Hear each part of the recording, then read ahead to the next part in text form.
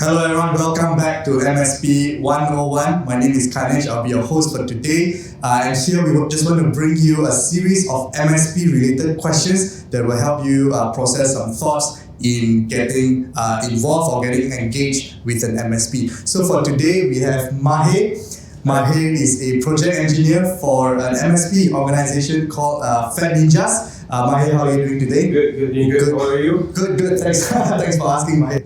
So one of the popular drawbacks we always receive from organization is that they always prefer having on-site person in their organization. So when we approach them and say, hey, we have managed services, right? And we are able to manage your IT organization online. They will always say, hey, no, wait a minute. I would prefer to have people on site, because he's there, he's present. If I have an issue, I can go after him and all that, right? But that's not really the model of managed services, is it? So how do you then convince or maybe explain the usefulness of not really being on site, but a lot of things can be managed online to these kind of clients? Right. Actually, for this, you have to find out the root cause of a person. Why doesn't he trust the more conventional method of working remotely? Now, there could be several root causes. It could be that they hold on to the traditional method of having someone in the office. So seeing someone working in front of them makes them feel that they are actually working. And then also they can feel that it's better for team building and whatnot. But that one can be done for your internal stuff. But for myself personally, I believe that IT can actually be done almost about 90% remotely. Now, of course, there's still that 10% gap that you see there because in IT, nothing is perfect. So that 10% gap is still there where we still might need to go on site. Okay, but still, however, most of the works can be done remotely. Now you have to make them gain confidence, right? You have to have an effective communication with them. So let's say when you're remoting in for them, right? So you have to make sure that you communicate well with them, either through emails, calls, or conference calls and whatnot. Give them assurance that you're working on it. Show them what you're doing. Tell them what you're doing. Give them time-to-time updates. If you put them on hold for a long time and you're doing your work, you're troubleshooting the issues, definitely they would feel a bit that their work is not going on, although you're doing a lot of steps to troubleshoot. So effective communication is definitely the first of it. And then secondly, you have to have a effective plan as well. So it could be you have to plan always one step ahead. Be prepared for the worst case scenario. So if you are let's say upgrading a firmware for a firewall, you have to prepare yourself that once you restart, the firewall might not get on. So what do you do then? Do you just go on site? Do they just wait until you pack your things and then straight away you go on site like that? It will definitely be time consuming for you. However, that's why we're a proper MSP team, such as FatNinjas, we have a dedicated on-site team always on standby. So if the remote goes wrong, if the remote is not working, our team would be just like that on-site. But definitely there's a time of traveling that one. So another thing about working remote, right, is definitely cost effective as well as time effective. You see someone, they complain about issue and you're in client, they're in KL, so it's definitely minimum of 40 minutes of ride. All right. Doesn't matter the mode of transportation. Yeah. And anytime, roads, anytime it could be traffic jam and whatnot, right? So definitely it's cost effective and time effective as well. So the engineer could be, you give them a call, they can directly just remote in just like that.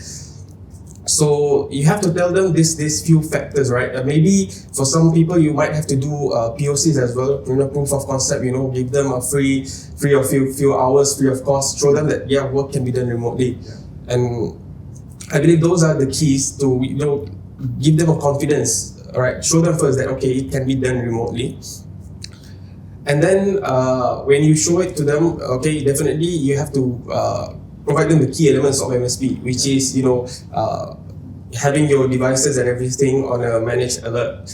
All right, a managed service basically is focusing towards reporting and alerting, right? So once your device is down, right, let's say your server is down, and it's down at around 10 p.m. Most of the people would not be working at that time. So it's not until the next morning that your server is down, and that's going to be chaos. Definitely, it's going to be chaos. Morning you go and you see it's on or wants to access some files, and then they see the server is just down like that. So definitely, you would be the one getting, you get the point, right? Yeah. So what managed service does, right, is that it creates alerts. It gives alerts that your server is down. Then the engineer on stand, because at FatNinjas we have 24/7 support. So if the server is down, we can let customer know as early as that okay, look, your server is down, something needs to be done. So an engineer could be prepared for on-site the very first thing in the morning. So even before the office hours, the engineer could reach there and then fix the server. One more benefit of it, right, is that you know the issue. Right, from here remotely, when you have access to all the data, right, you have those information like what could go wrong, what operating system they're using, okay, what probably caused the server to shut down. So once you go there, you're prepared with the steps of troubleshooting. Not that you go there only, then only you discover. So sometimes just to find the root cause and what fix needs to be done, a server might need to restart a few times, then only you understand, is this issue, then you have to research that issue. So it's definitely time consuming over there. So you get to save the time, all the details is over there. Same goes for the user. So even for the user's issue, right, when you have all these alerts and whatnot, you know what's wrong. You know what was the operating system they're using, and what could the problem be, has that problem previously occurred or not, because we have all it in the documentation, right? So definitely it's much more effective. And MSP, the concept of MSP, right, what we have to look moving forward, right, is to do everything by remote. Right. Because it's definitely way more convenient than the traditional method of going on site. Now, of course, as I said earlier, all right, you cannot have everything 100% because IT is not there to give you 100%. Yeah, it is there to improve your lifestyle time to time. Right. So of course, currently what we don't have, maybe in future we will have. Yeah. Okay, but in future we will ask for more. That's human tendency. Yeah. Right. Well, thanks for sharing, Mahir. So I like that you started that we should first give assurance that remote works, because you also said that 90% of the things can be done remotely. But I think a lot of expectation comes when customers and clients expect 90% to be done on site. But it's the other way around, right? It's 90% can be done remotely, but there's always a 10%. Someone needs to hit the power button, someone needs to hit reset and all that, right? But those are small things that we don't really need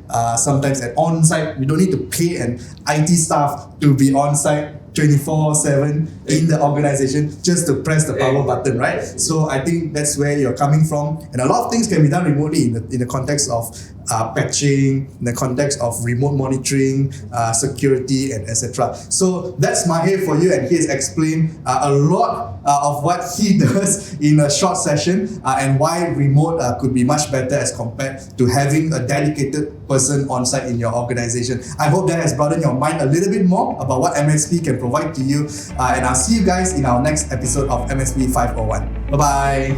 Thanks. Where their job scope is to align what your company needs. And because they already have someone that they have hired, then hiring an MSP feels like an additional expenses. So if MSP, if you think they're expensive, they're really not. If you bundle all those together in comparing to MSP, you will see MSP is much more cheaper.